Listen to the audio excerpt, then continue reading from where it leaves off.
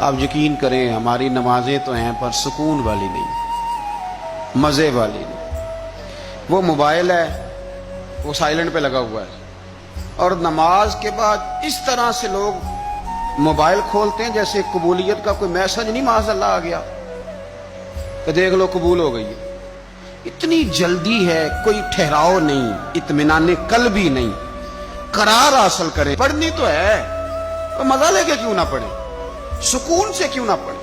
سیدنا امام بخاری رحمت اللہ تعالی علیہ، آپ نماز پڑھ رہے تھے تو زنبور آ گئی، بھیڑ آ گئی، سمجھ لیں بچھو آ گیا، وہ کرتے میں گھس گیا، اس نے 17 جگہ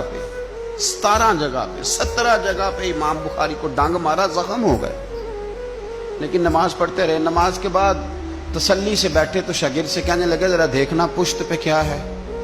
کہا ذرا دیکھنا میری پشت پہ کیا ہے۔ تو شاگرد کہتے ہیں جب ہم نے امام بخاری رحمت اللہ علیہ کی کمر سے کپڑا اٹھایا 17 جگہ پہ زخم بنے ہوئے تھے، تو عرض کی حضور جب اس نے ڈانگ مارا تھا تو آپ، یہ تو بڑا سخت زخم ہے، آپ نے توجہ نہیں کی۔ پر میں نے ایک سورت شروع کر لی تھی نماز میں تو دل نہیں کرتا تھا سورت چھوڑوں، میں نے پوری کر کے رکوع کیا ہے۔